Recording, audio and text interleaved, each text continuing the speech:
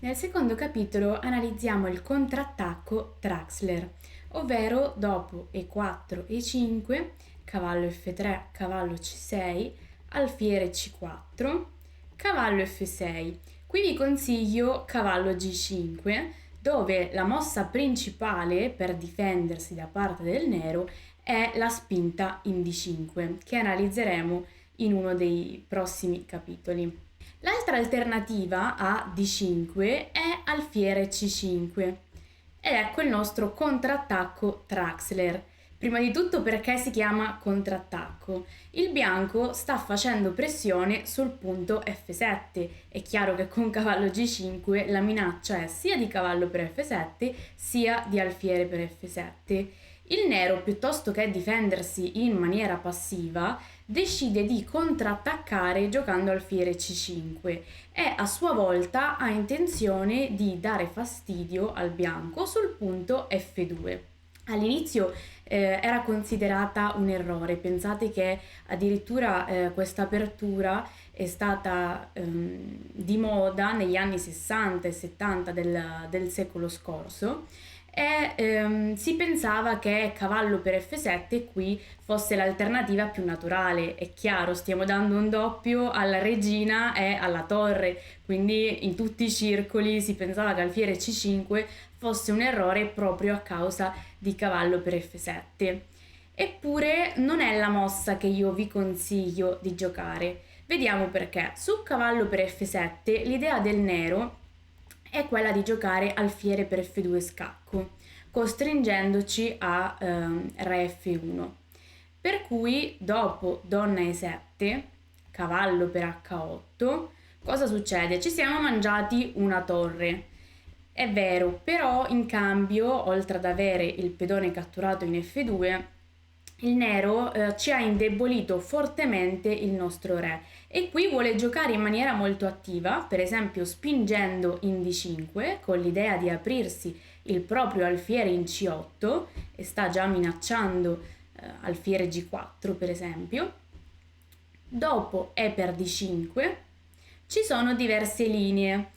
E qui l'immediata alfiere G4, dunque a mossa 8, è considerata dubbia oggi grazie ad alfiere E2. È importante avere l'alfiere che può tornare in difesa per non perdere la nostra regina in D1. E dopo alfiere per E2, donna per E2, cavallo D4. Non solo ci attacca la donna, ma anche il pedone in C2. Però qui dopo donna per F2 e arrocco lungo abbiamo una o due mosse abbastanza forti che ci danno un bel vantaggio. Analizziamo meglio questa posizione. Abbiamo detto che abbiamo mangiato la torre in H8, dunque il nostro problema è lo sviluppo dei pezzi. Abbiamo ancora tutti i pezzi sulla prima traversa. Dobbiamo anche stare attenti perché avere il re e la regina sulla stessa colonna non è mai una buona cosa, quindi il nero per esempio vorrà giocare oltre a torre per H8 in futuro cavallo E4, cavallo G4 e poi torre F8 per mangiarci la donna o semplicemente per dare scacco e in futuro anche matto. Quindi qui le nostre due mosse candidate che vi consiglio sono una, la più attiva, e cioè D6, che serve a deviare la sua torre in modo tale che dopo torre per D6 possiamo spingere in D3, aprendo la diagonale del nostro alfiere in C1 e contemporaneamente togliendo l'importante casa E4 al cavallo in F6. E qui il bianco dovrebbe riuscire comunque a vincere la partita e difendere la posizione del proprio re. Quindi questa è una prima linea buona. Se non volete sacrificare il vostro pedone D, l'altra alternativa è spingere qui in B3, che è considerata interessante grazie all'idea di sviluppare l'alfiere in C1 non sulla diagonale C1H6, ma sulla diagonale C1A3 e quindi successivamente da A3 a F8 e su cavallo G4 alfiere A3. Una bella mossa di contrattacco.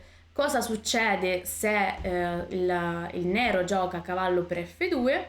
Semplicemente alfiere per E7 è dopo torre per H8, re per F2, anche se il nero può giocare cavallo per C2 e quindi ci catturerà la torre in A1, andiamo a finire in una posizione con 2 pezzi di vantaggio, quindi chiunque riuscirebbe a vincerla.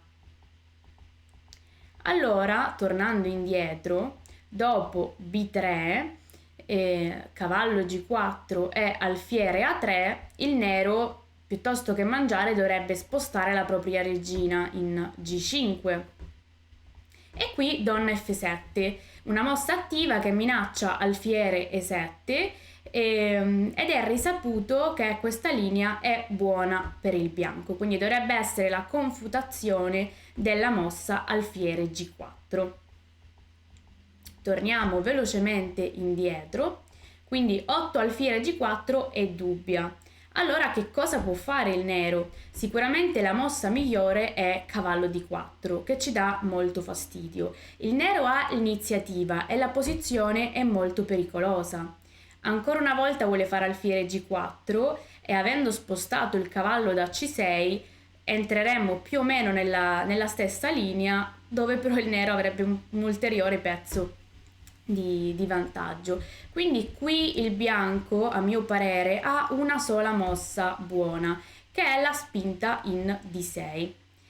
Perché non si può mangiare in F2? A causa di alfiere G4, siamo costretti a spostare la donna E1, e cavallo per C2, ci dà un doppio. Non serve alfiere B5 scacco perché qui dopo C6, D per C6, il nero ha una bellissima mossa che è unica ma riesce a fargli ottenere un grosso vantaggio ed è arrocco lungo. Adesso è chiaro la differenza tra la sicurezza del re nero e quella del re bianco fa tantissimo in questa posizione, perché adesso il re in C8 è al sicuro, mentre il re in F2 subisce un attacco devastante. Quindi qui il nero ha un vantaggio. Non si può mangiare in F2, ma il bianco ha un'altra mossa, che è D6. Perché D6? Perché adesso già la domanda è: il nero catturerà con il pedone o con la donna? Di solito è più giocata C per D6 per non spostare la donna, che in E7 comunque sta messa bene, e adesso possiamo mangiare in F2 perché dopo alfiere G4, donna F1, arrocco lungo, scappiamo con il nostro re in G1 e probabilmente è buona per il bianco. Oggi con l'avvento dei motori comunque noi possiamo avere una verità assoluta, però mi piace ricordare che la valutazione del motore non sempre corrisponde ad una valutazione umana, per cui secondo me alla scacchiera e umanamente è molto difficile per il bianco riuscire a difendersi perché è necessario trovare delle mosse uniche, quindi anche se la posizione è buona, perché dobbiamo dare l'iniziativa al nero? Nel primo video ho detto che voglio farvi affrontare in maniera dinamica questa apertura, quindi saremo noi quelli ad avere l'iniziativa e non i nostri avversari. Detto questo, abbiamo analizzato cavallo per F7, che quindi può essere un'ottima alternativa, ma io preferisco alfiere per F7 e anche oggi comunque è la più giocata. Dunque qui a mossa 5, alfiere per F7 scacco. Ci sono adesso due mosse del nero, ma soltanto una è considerata buona. Questa mossa è re 7. Perché re F8 non è altrettanto buona? Semplicemente alfiere B3. Stiamo minacciando sempre cavallo F7, ci siamo mangiati un pedone e soprattutto il re in F8 occupa una casa importante per la torre in H8. Quindi sembra essere una linea peggiorata rispetto alla principale con re 7 invece. Sul Re 7 la mossa che vi consiglio è sempre la stessa, e cioè alfiere B3. È una delle possibili, secondo me la più interessante. È bene togliere l'alfiere una volta che ci siamo mangiati il pedone. Minacciamo come sempre cavallo F7 e dunque il nero può scegliere qui se giocare torre F8 oppure per esempio donna E8. Su donna E8 D3 è importante difendere il cavallo in G5 con l'alfiere in C1 e prepararci a sviluppare i nostri pezzi. E su D6 alfiere E3. Vi sembrerà una mossa molto strana perché a questo punto, dopo alfiere per E3, F per E3, abbiamo dei pedoni doppiati. Sì, è vero che sembrano un indebolimento, ma in realtà non è così. È importante controllare le case nere in D4 e in F4, proprio perché abbiamo cambiato gli alfieri camposcuro, e abbiamo aperto la colonna F, che di sicuro ci darà un vantaggio nell'attacco contro il re in E7. Quindi il nostro piano in questa variante è sempre quello di cambiare gli alfieri camposcuro, perché l'alfiere in C5 ci faceva pressione su F2, dopodiché provare ad arroccare lungo. E qui, oltre alla mossa alfiere per E3, c'è anche 8 donna G6, dove cavallo F3 è considerata buona e vi consiglio di seguire la partita Kriben contro Manduc giocata sul server ICCF nel 2010, dove il bianco ha vinto in maniera abbastanza semplice. Torniamo indietro a mossa 6.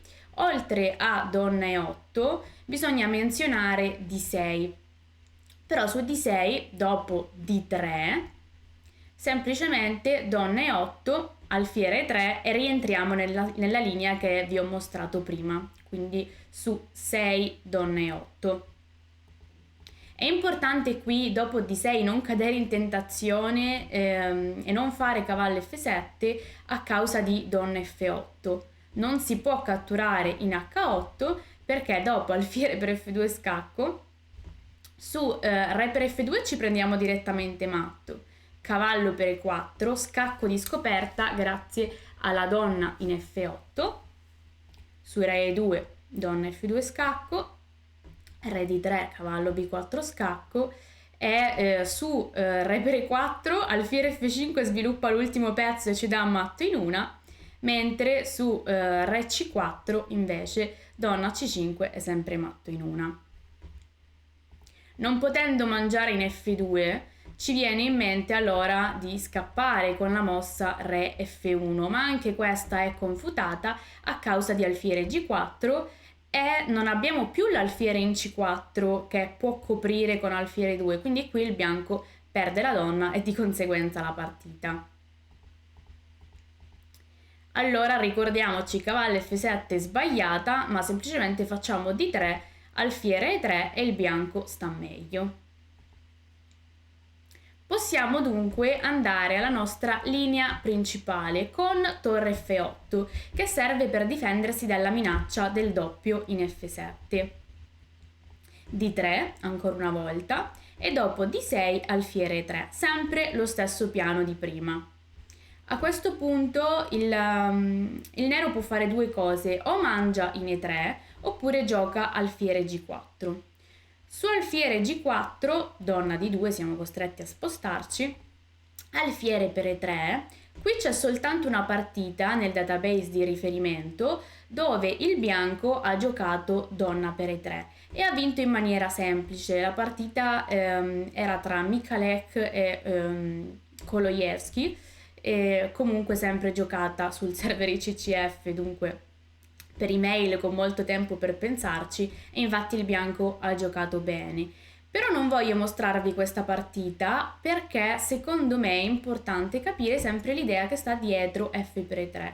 Noi non dobbiamo avere paura di indebolirci, questi pedoni doppiati sono forti, controllano le case centrali, in futuro magari potremo pensare di spingere in D4, e torre F1 è sempre una mossa che arriverà a breve. Qui per esempio su re D7, cavallo F3, donna E8, cavallo C3, noi ci vogliamo sviluppare e dopo torre D8 il nero prova un arrocco lungo artificiale, ma anche noi arrocchiamo a nostra volta, poi metteremo la torre in F1 e il bianco ha un'ottima posizione. Quindi abbiamo visto alfiere G4, oltre ad alfiere G4 dicevamo c'è alfiere per E3 da tenere in considerazione.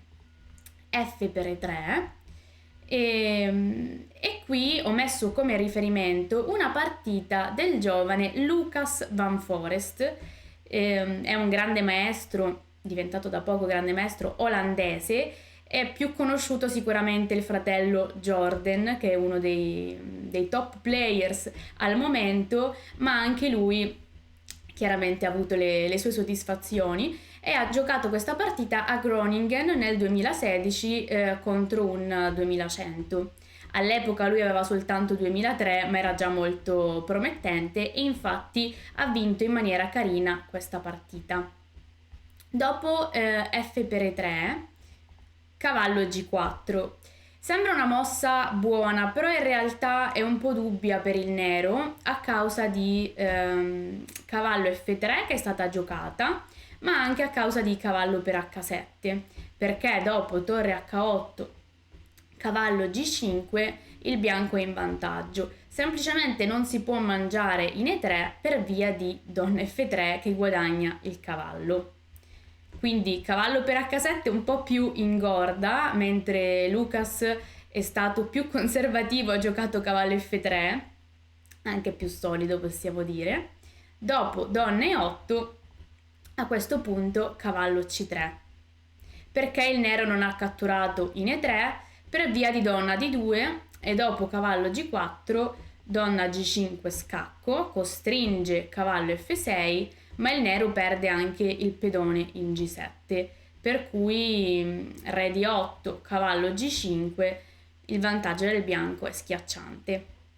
Allora ha giocato donna H5, donna E2, donna H6 vuole fare pressione su E3 e ce lo sta attaccando, allora cavallo D5 scacco. Non solo costringiamo il suo re a spostarsi, ma ci difendiamo in maniera attiva.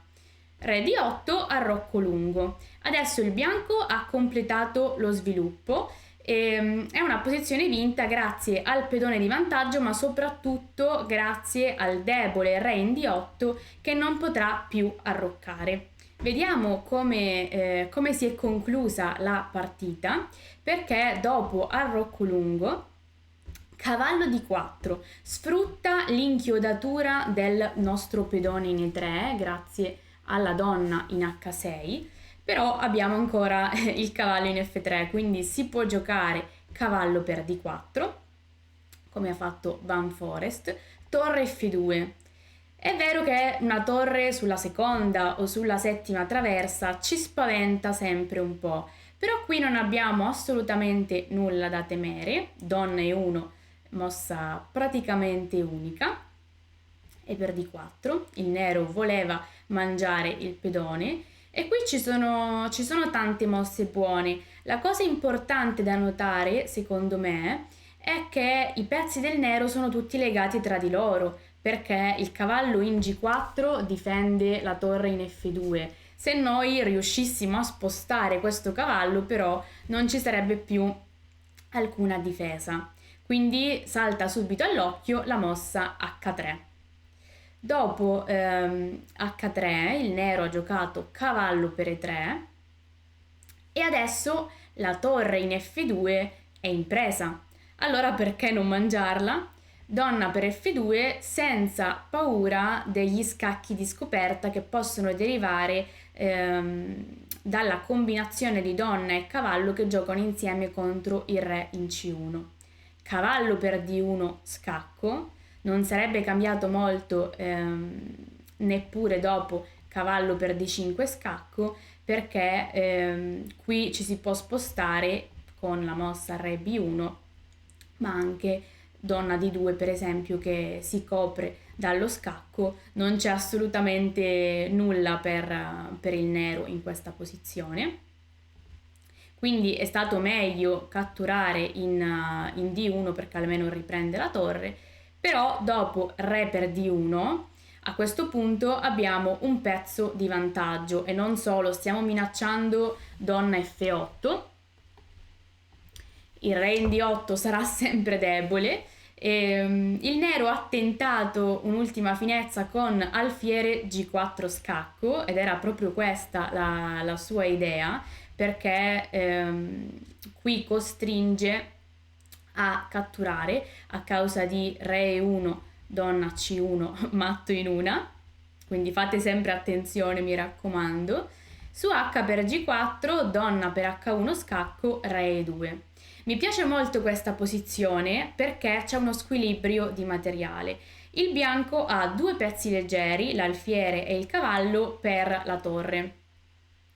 E qui anche dal punto di vista della struttura pedonale c'è una differenza, perché il bianco sin dall'apertura ha un pedone in più. E in generale ricordate che due pezzi sono più forti di una torre. È anche un conto matematico: due pezzi leggeri, l'alfiere e il cavallo, valgono 3 più 3, 6, mentre una torre vale solamente 5. Quindi di solito per riuscire ad avere un compenso, colui che possiede la torre deve avere almeno uno o due pedoni oltre alla torre, e in questo caso non ce li ha, e anche se ce li avesse la sua torre difficilmente potrà entrare in gioco, proprio perché il re non può più arroccare essendosi già mosso. E dopo torre C8, donna F8 scacco, re D7, alfiere A4 scacco, e la partita è finita semplicemente perché il nero non può evitare il matto. Dunque spero che questa partita vi sia piaciuta e vi possa essere d'esempio, e tornando da capo nella nostra posizione e nella nostra linea principale, facciamo un attimo il punto di questo contrattacco Traxler. È vero che non è detto necessariamente che vi capiterà di giocarlo, perché oggi quasi tutti con il nero preferiscono, al posto di alfiere C5, qui preferiscono spingere in D5, ma avremo modo di affrontare anche questa. In ogni caso, dopo alfiere C5, vi ricordo, siete liberi di scegliere tra cavallo per F7 e alfiere per F7 scacco, però tra le due, se mangiamo in F7 abbiamo del materiale di vantaggio sicuramente, ma dobbiamo ricordarci un po' più di mosse dal punto di vista teorico e riuscire a difenderci noi per far valere il vantaggio, mentre alfiere per F7 scacco è molto più sicura. Guadagniamo un pedone, lasciamo il re dell'avversario al centro senza scampo, senza che possa più arroccare, e poi il nostro piano molto semplice, così come vi ho mostrato in tutte le linee, è quello di andare a cambiare il suo forte alfiere in C5, quindi qui dopo alfiere B3, torre F8, noi abbiamo detto sempre D3.